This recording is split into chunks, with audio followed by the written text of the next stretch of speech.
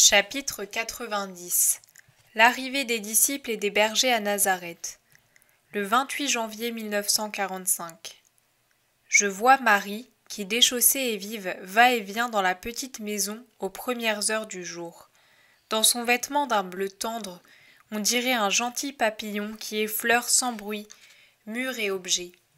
Elle s'approche de la porte qui donne sur la route, l'ouvre en veillant à ne pas faire de bruit, puis la laisse entr'ouverte après avoir donné un coup d'œil sur le chemin encore désert. Elle remet de l'ordre, ouvre portes et fenêtres, entre dans l'atelier désormais abandonné par Joseph, le menuisier, et où se trouvent les métiers de Marie. Là aussi elle s'active. Elle recouvre avec soin une toile en cours de tissage et sourit à une de ses pensées en la regardant. Elle sort dans le jardin. Les colombes s'assemblent sur ses épaules.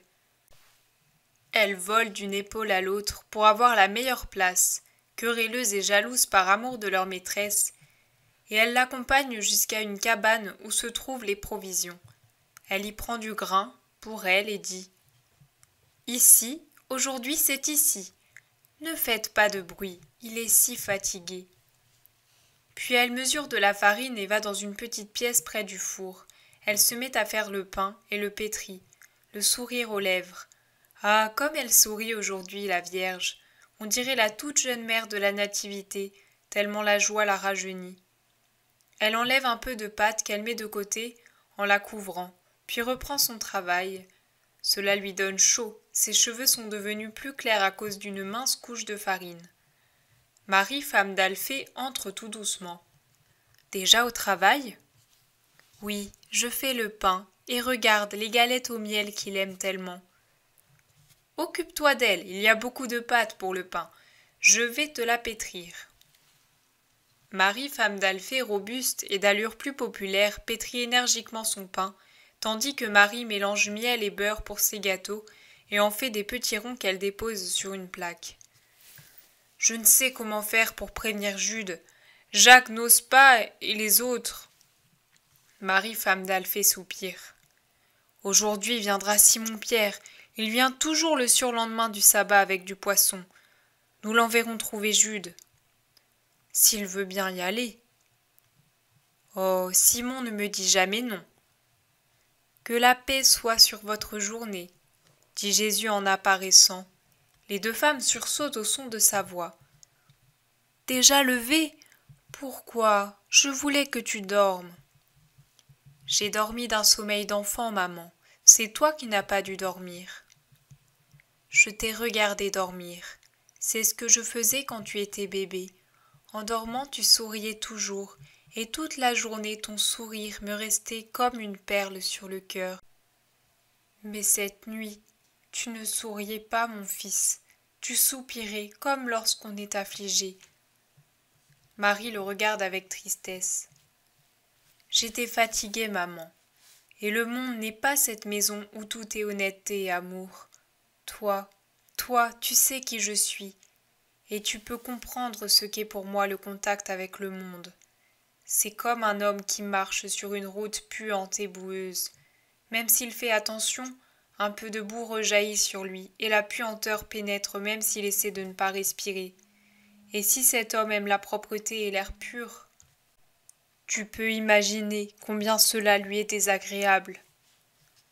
Oui, mon fils, je comprends, mais cela me fait de la peine que tu souffres.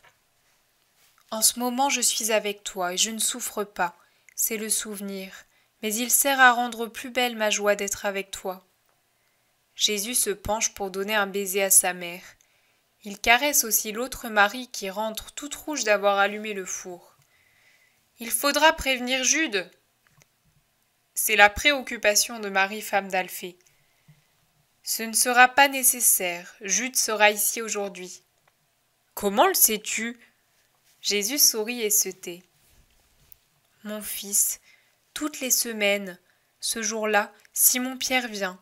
Il veut m'apporter du poisson pêché au petit matin, et il arrive à la fin de la première heure. Il va être heureux aujourd'hui. Il est bon, Simon. Pendant le temps qu'il reste, il nous aide. N'est-ce pas, Marie ? » « Simon-Pierre est un homme honnête et bon, dit Jésus. Mais l'autre Simon aussi, que tu vas voir sous peu, est un grand cœur. Je vais à leur rencontre. Ils vont arriver. Jésus sort pendant que les femmes, une fois le pain enfourné, rentrent à la maison, où Marie remet ses sandales, et d'où elle revient avec un vêtement de lin tout blanc. Il se passe quelque temps, et pendant l'attente, Marie, femme d'Alphée, dit « Tu n'as pas fini ce travail à temps. » « Je l'aurai vite fini, et mon Jésus y trouvera quelque fraîcheur sans avoir un poids sur la tête. » On pousse la porte du dehors. « Maman, voici mes amis. Entrez. » Les disciples et les bergers entrent en groupe. Jésus a les mains sur les épaules des deux bergers et les conduit à sa mère. « Voici deux fils qui cherchent une mère. Sois leur joie, femme. »« Je vous salue. Tu es Lévi, et toi, je ne sais pas, mais d'après ton âge, à ce qu'il m'a dit, tu es sûrement Joseph. Ce nom est doux et sacré dans cette maison. Viens, venez, c'est avec joie que je vous dis, ma maison vous accueille et une mère vous embrasse en souvenir de l'amour que vous, et toi par ton père, avez montré à mon bébé. C'est pour les bergers un enchantement, une extase. Je suis Marie, oui, tu as vu la mère heureuse, je suis toujours celle-là. Heureuse maintenant aussi de voir mon fils parmi des cœurs fidèles. Et voici Simon, maman. Tu as mérité la grâce parce que tu es bon, je le sais, que la grâce de Dieu soit toujours avec toi. Simon, plus au fait des usages du monde, se courbe jusqu'à terre et tenant les bras croisés sur la poitrine, il salue. Je te salue, vraie mère de la grâce, et je ne demande pas autre chose à l'Éternel, maintenant que je connais la lumière et toi, son reflet plus doux que celui de la lune. Voilà maintenant Judas de Kériote. J'ai une mère, mais mon amour pour elle se voile devant la vénération que j'éprouve pour toi. Non, pas pour moi, pour lui. Je suis parce que lui il est. Je ne veux rien pour moi. C'est seulement pour lui que je demande. Je sais comme tu as honoré mon fils dans ta patrie. Mais j'ajoute que le lieu où il reçoit de toi le suprême honneur soit ton cœur. Alors je te bénirai d'un cœur de mère. Mon cœur est sous le talon de ton fils. Heureuse soumission. La mort seule rompra ma fidélité. Et celui-ci, c'est notre Jean, maman. J'ai été tranquille dès que je t'ai su auprès de Jésus. Je te connais, et j'ai l'esprit rassuré depuis que je te sais avec mon fils. Sois béni, mon repos. Elle l'embrasse. La voix rauque de Pierre se fait entendre de dehors. Voici le pauvre Simon qui apporte ses salutations et... Il est entré et est resté pétrifié. Mais ensuite il lance à terre le panier rond qu'il portait sur le dos et se jette lui-même par terre en disant « Ah, Seigneur éternel! Mais non, tu n'aurais pas dû me faire cela. Maître, être ici et ne rien faire savoir au pauvre Simon? Que Dieu te bénisse, maître. Ah, comme je suis heureux! Je n'en pouvais plus de rester sans toi. » Et il lui caresse la main sans écouter Jésus qui lui dit « Relève-toi, Simon, relève-toi donc. »« Je me lève, oui. Pourtant, dis donc, toi, mon garçon. » Le garçon, c'est Jean. « Toi, au moins, tu pouvais courir m'avertir. Maintenant, file tout de suite à Capharnaüm pour l'apprendre aux autres, et d'abord dans la maison de Jude. Ton fils va arriver, femme. Vite, imagine-toi que tu es un lièvre avec des chiens à tes trousses. » Jean part en riant. Pierre s'est enfin relevé. Dans ses courtes et grosses mains aux veines saillantes, il continue à tenir la longue main de Jésus et la baise sans la lâcher, bien qu'il veuille donner son poisson qui est à terre dans le panier. « Non, je ne veux pas que tu t'en ailles une autre fois sans moi.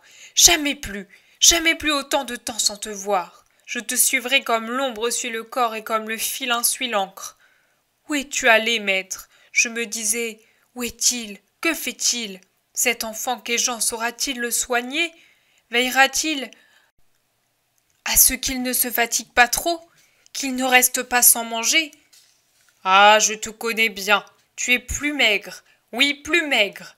Il ne t'a pas bien soigné. Je lui dirai que... Mais où es-tu allé, maître? Tu ne me dis rien.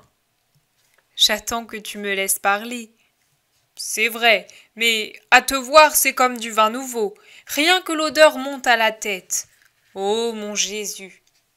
Pierre en pleure presque de joie. Moi aussi j'ai éprouvé le désir de ta présence, de votre présence à tous, même quand je me trouvais avec des amis très chers. Voilà, Pierre, voici deux hommes qui m'ont aimé quand je n'avais encore que quelques heures.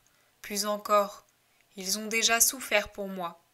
Ici c'est un fils qui, à cause de moi, n'a plus ni père ni mère, mais il a plein de frères en vous tous, n'est-ce pas? Tu le demandes, maître? Mais si par quelque hasard le démon t'aimait, je l'aimerais à cause de son amour pour toi. Vous êtes pauvre, vous aussi, je le vois. Alors nous sommes pareils. Venez que je vous embrasse. Je suis pécheur, mais j'ai le cœur plus tendre qu'un pigeonneau. Et puis sincère. Ne faites pas attention si je suis rude. La rudesse est au dehors. À l'intérieur, c'est tout miel et beurre, avec les bons pourtant, car avec les méchants. Celui-ci, c'est le nouveau disciple. Il me semble l'avoir déjà vu. Oui, c'est Judas. Et grâce à lui, Jésus fut bien accueilli dans sa ville. Je vous prie de vous aimer, même si vous êtes de régions différentes. Vous êtes tous frères dans le Seigneur. C'est en frère que je le traiterai, s'il l'est lui aussi. Et oui. Pierre regarde fixement Judas, d'un regard ouvert qui semble donner un avertissement. Et oui, il vaut mieux que je le dise, pour que tu me connaisses bien tout de suite. Je l'avoue, je n'ai guère d'estime pour les Judéens en général, et les habitants de Jérusalem en particulier. Mais je suis honnête, et tu peux te fier à mon honnêteté. Je mets de côté toutes les idées que j'ai sur vous, et je ne veux voir en toi qu'un disciple fraternel. Maintenant, c'est à toi de ne pas me faire changer d'idée et de conduite. Tu as de ces préjugés envers moi aussi, Simon? Demande Simon le zélote en souriant. Oh, je ne t'avais pas vu. Avec toi? Ah non, pas avec toi. L'honnêteté se lit sur ton visage. La bonté suinte de ton cœur comme une huile odorante à travers un vase poreux. Qui plus est, tu es âgé. Ce n'est pas toujours une qualité. Parfois, plus on vieillit, plus on devient faux et méchant. Mais tu es de ceux qui se comportent comme des vins de qualité. Plus ils vieillissent, et plus ils se purifient et se bonifient. Tu as bien jugé, Pierre, dit Jésus. Maintenant venez, pendant que les femmes travaillent pour nous, faisons une halte sous la tonnelle fraîche. Comme il est beau d'être avec ses amis. Nous irons ensuite tous ensemble parcourir la Galilée, et même plus loin. Ou plutôt, pas tous. Lévi, maintenant qu'il est satisfait, retournera auprès d'Élie pour lui dire que Marie le salue. N'est-ce pas, maman? Que je le bénis, tout comme Isaac et les autres. Mon fils m'a promis de m'emmener avec lui, et je viendrai chez vous, les premiers amis de mon bébé. Maître, je voudrais que Lévi porte à Lazare le document que tu sais. Prépare-le, Simon. Aujourd'hui c'est fête. Demain soir, Lévi partira à temps pour arriver avant le sabbat. Venez, mes amis. Ils sortent dans le jardin tout vert, et tout prend fin.